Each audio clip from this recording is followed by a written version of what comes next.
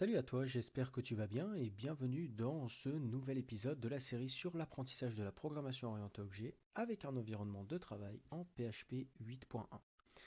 Dans cette vidéo, l'épisode 20, aujourd'hui, on va faire exactement comme dans l'épisode 19 et comme dans le prochain épisode, on va faire un exercice pour confirmer les différentes choses que l'on a pu apprendre sur le principe de l'héritage.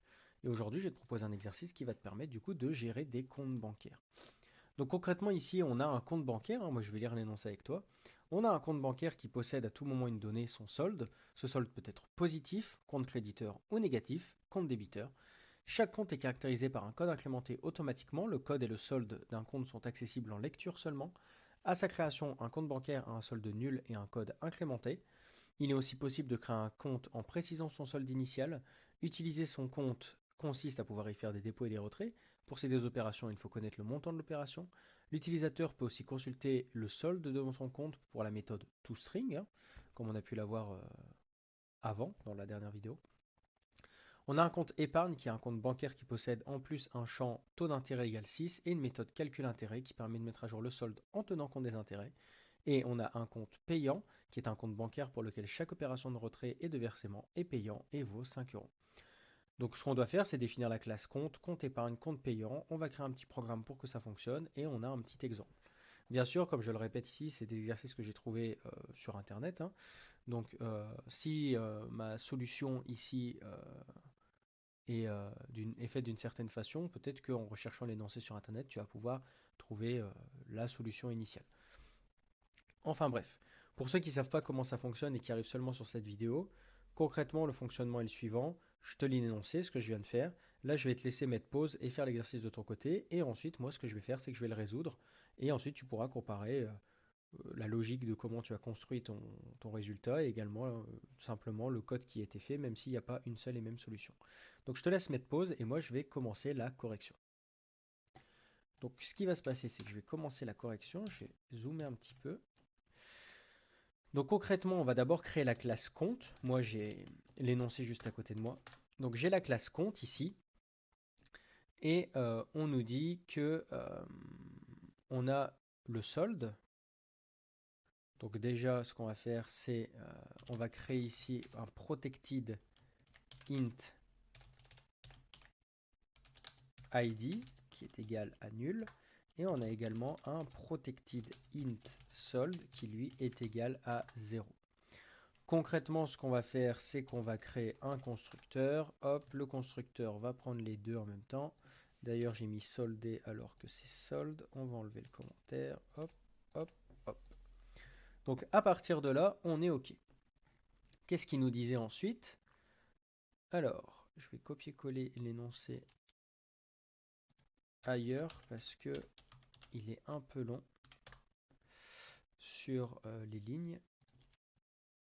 D'accord, ça va pas m'aider ça. Alors je suis désolé, je vais prendre 3 secondes pour faire quelque chose. Voilà. Donc on avait un compte bancaire qui possède à tout moment une donnée son solde. Ce solde peut être positif ou négatif. Donc jusque là on est bon. Chaque solde est caractérisé par un code incrémenté automatiquement. Donc techniquement on a ici l'ID.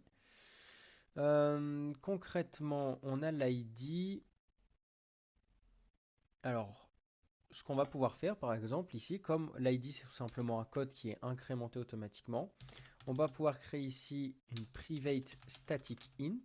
Donc ça rappelle sûrement des souvenirs sur les vidéos que j'ai faites sur notamment le mot-clé statique, l'épisode 8, qu'on va appeler nbCount et qui va du coup être égal à 0. Et ce qu'on va faire du coup, c'est qu'on a ici self nbCount et on va faire plus plus. Et on va simplement lui dire ici que id est égal à self nbCount. Au moins, le premier objet qui va être instancié, on va tout simplement lui dire que c'est égal à l'id 1, puis 2, puis 3, puis 4, et ainsi de suite. Et du coup, on n'a plus besoin de mettre ça ici. Et le solde, on n'a pas besoin non plus de le préciser. D'ailleurs, on n'a besoin de rien préciser du tout, étant donné que le solde est initialisé à 0. Je ne sais plus s'ils veulent qu'on puisse l'initialiser autrement. On va laisser ça dans le doute. On va laisser ça dans le doute, et puis voilà. Donc concrètement pour ça, on est bon. Ensuite, il nous dit que à sa création, un compte bancaire a un solde de 0 et un code incrémenté. Donc de base, il a un solde nul. mais on va mettre le solde à 0, c'est plus logique. Et un code incrémenté. Il est aussi possible de créer un compte en précisant son solde initial. Du coup, bah, là, on est bon. Il est possible, donc on va laisser la possibilité de ne pas le faire. Donc on va laisser nul par défaut. Comme ça, il pourra très bien créer un nouveau compte et ne rien renseigner dans le construct et ça prendra automatiquement la valeur nulle. Donc on va pouvoir faire des dépôts et des retraits dans le compte et il faudra connaître le montant de l'opération. Donc moi, ce que je vais faire, c'est que je vais créer une méthode qui va s'appeler public function déposer pour déposer de l'argent. Donc moi, ce que je vais faire, c'est que ici, on parle d'un montant. Ça va rien renvoyer, il y aura juste un traitement. Ensuite, je vais dire que si le montant il est inférieur à 0 euros, on peut lever une exception. Alors moi, je vais peut-être faire autrement. Au lieu de faire une méthode déposer et une méthode retirer, ce qu'on peut faire, c'est une méthode euh, opération. Donc on attend un montant. Et du coup, ce qu'on peut faire ici, c'est faire une opération. Et on va marquer ici, si le montant est inférieur à 0, alors ce qu'on peut faire, c'est tout simplement... Du coup, s'il est inférieur à 0, non, en fait, c'est une mauvaise solution. On va pas faire ça, comme quoi on peut faire des petites erreurs pendant la résolution. On va plutôt séparer la logique ici. Donc on va déposer et on va dire que si le montant est inférieur à 0, on va simplement lever une exception. Donc pour ceux qui ne savent pas ce que c'est, on verra ça dans une prochaine vidéo. Je te mets un petit peu au jus sur les exceptions. Donc on va pouvoir lever une exception qui va tout simplement lever une erreur dans notre code. Et du coup, dans déposer, on va dire que this solde. Et on va faire plus égal. Donc ça fera this solde plus égal le montant. Ça veut tout simplement dire this solde est égal à this solde plus le montant. Pareil, on a la logique de retirer. Du coup, bah, nous, ce qu'on va faire, c'est tout simplement copier-coller le code, parce que la logique reste la même, sauf qu'ici, ça va être un moins. Concrètement, on va garder la logique de l'encapsulation. Donc, on va tout simplement ici créer les getters et les setters. Hop. Et on va simplement enlever la logique pour le statique. Très bien. Une fois qu'on a ça, qu'est-ce qu'il nous dit? Il est aussi possible de créer un compte en précisant son solde initial. Donc ça, on l'a fait. Utiliser son compte pour ces deux opérations, donc déposer et retirer. L'utilisateur peut aussi consulter le solde de son compte par la méthode toString. Donc ce qu'on va faire ici, c'est créer la méthode toString. Donc moi, je l'ai déjà faite. Donc je vais la copier-coller et je vais te l'expliquer. Donc si nul est égal au solde, et effectivement, c'est pas possible. Donc si le solde est égal à 0, alors le compte a un solde. En fait, techniquement, on va simplement faire ça. Return printf, le compte D a un solde de machin, et du coup, techniquement, on n'a plus besoin de ça.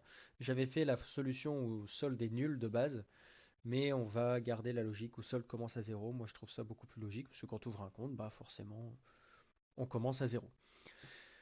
Une fois qu'on a fait ça, on a le fameux compte épargne et compte payant. Alors le compte épargne est un compte bancaire qui possède en plus un champ taux d'intérêt qui est initialisé à 6 et une méthode calcul d'intérêt qui permet de calculer à jour le solde en tenant compte des intérêts. Donc ça c'est intéressant, on a tous ça, ou on aura tous ça si tu n'as pas encore de compte. Donc on était sur le compte épargne, donc ce qu'on va faire c'est qu'on va ranger la logique de compte et on va tout simplement créer ici compte épargne. Et compte épargne va extend compte. Et ce qu'on va dire ici, c'est qu'on a une private const. On n'a pas besoin d'y accéder à l'extérieur. Et on va marquer ici prix opération est égal. Et il me semble que c'était 6. Et du coup, ce qu'on peut faire, c'est surcharger les méthodes de compte. Et du coup, ce qu'on a à faire tout simplement, c'est reprendre juste ça. Donc concrètement, on va prendre public function déposer et retirer. On va les prendre. Et ce qu'on va faire tout simplement, c'est dire ici que déposer, ça va appeler parent. On peut même l'appeler ici. Parent déposé. Donc on va déposer le montant en question. Et ensuite, on va faire parent retirer. Et tout ce qu'on va faire, c'est retirer le prix de l'opération. qui du coup équivaut à 6. Donc moi je trouve ça logique de faire ça comme ça, mais il y a bien sûr d'autres façons de faire. Et concrètement, pour retirer, c'est pareil, c'est que du coup on a par an, on va retirer le montant et également il y a un prix d'opération, donc on va retirer aussi le prix de l'opération. Et enfin, on a l'histoire du compte classique, donc on va ranger la logique de compte épargne. Et du coup, on a le compte payant, pardon. Donc un compte payant est un compte bancaire pour lequel chaque opération de retrait et de versement est payant, de 5. Euh, alors je me suis trompé dans la logique. Ah oui, je me suis carrément trompé dans la logique. En fait, j'ai fait compte payant le tiers compte épargne, excusez-moi. Donc ici, on a compte payant. Hop, et on va faire compte épargne. Aïe aïe aïe. Aïe aïe aïe, les erreurs comme ça arrive très vite. Ça arrive très vite. Et là, on va faire compte épargne. Donc c'est la même logique, un compte épargne qui extend de compte. Et du coup, compte épargne, concrètement, il va avoir pareil. Moi, je vais faire des consts pour éviter ce qu'on appelle les magic numbers. Par exemple, déposer 6, on ne va pas comprendre pourquoi. Par exemple, dans le cas du compte payant, si je fais ici déposer le montant et retirer 6, la personne qui va passer après moi, elle va se dire pourquoi 6, alors que là, on va lui dire qu'on retire le prix de l'opération et le prix de l'opération vaut 6. Donc le code est plus parlant, du coup, on va se permettre de créer une constante. Ici, ça va être le même principe, on va dire const et on va mettre taux d'intérêt, on va le marquer comme ça, est égal à 6. Donc c'est pour ça que je m'étais embrouillé parce que là c'est 6 et là c'est 5. Parfait. Et du coup, ce qu'on va faire, c'est une méthode qui va s'appeler calculer les intérêts. Ça va être void aussi. Et ce qu'on a à faire, c'est tout simplement lui dire this déposer. Donc on peut également faire ça, hein, au lieu d'appeler parent. Je te montre les deux manières de faire. On peut faire ici this déposer. Et moi, ce que je vais lui déposer, du coup, c'est this solde fois self, le taux d'intérêt, euh, divisé par 100. Donc jusque-là, on est bon. Donc ça a bien calculé les intérêts. On a bien, par exemple, si on dépose 100 euros, ça va faire 100 fois 6, donc 600, divisé par 100, 6. Donc on aura bien des intérêts de 6 euros qui auront également été déposés sur le compte. Et là, on va mettre un petit écho. On va lui mettre calcul d'intérêt effectué. Très bien. Est-ce qu'il veut qu'on corrige ça? Interest. Non. On va écrire ça comme ça. Si je sais écrire français, bien sûr. Hein, c'est peut-être que je me suis trompé. Intérêt, effectivement. Paf, pif, paf. On est bon. Maintenant qu'on a fait ça, concrètement, ce qu'on va faire, c'est un petit programme pour tester. Du coup, moi, je vais simplement le copier-coller parce que ça va être un peu long à faire. Donc, ce qu'on a, c'est qu'on a un compte classique. Donc, je vais créer un compte. Je vais faire un echo compte. Donc, on aura le toString. Je vais déposer 500. Je vais retirer 200. Je vais refaire un écho du compte. On va mettre d'ailleurs ici un BR. Ici, on a le compte épargne 1500. Je vais faire un écho du compte épargne. Je vais calculer les intérêts et je vais faire un écho de compte épargne. Et ensuite, on a le compte payant. J'ai 200. Ce qu'on va faire, c'est qu'on fait un écho. Je dépose. On refait un écho de BR et je fais ça. Si je lance mon programme, aïe, j'ai un problème. Donc, je vais regarder de mon côté et il me dit qu'il a attrapé une erreur, que j'assigne nul à la property compte solde qui doit être de type int.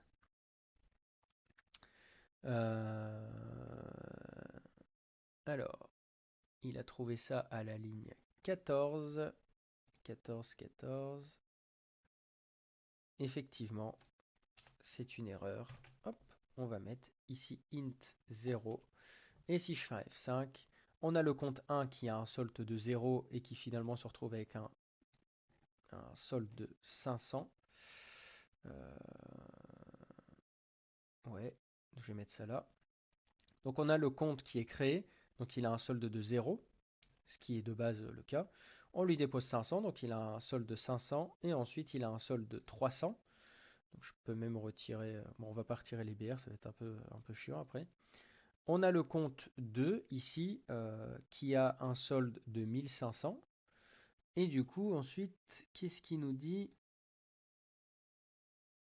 Ah, calcul intérêt. effectivement, je l'avais appelé calcul intérêt. Donc si je refais un F5, voilà, le calcul d'intérêt a été effectué. Le compte 2 a maintenant un solde de 1590 euros. Le compte 3, il a un solde de 200 de base. On a un solde de 595 parce qu'on lui a déposé 400 moins les 5 euros. Et ensuite, on retire 100. Donc 595 moins 100, 495, moins les 5 euros d'intérêt, 490. Donc concrètement, voilà comment résoudre ce problème concernant les comptes en banque. Moi j'aime bien cet exercice, je trouve qu'il est complet, il y a pas mal de petites règles, il y a des héritages d'une même classe dans plusieurs autres classes, du coup je trouve ça sympathique à faire.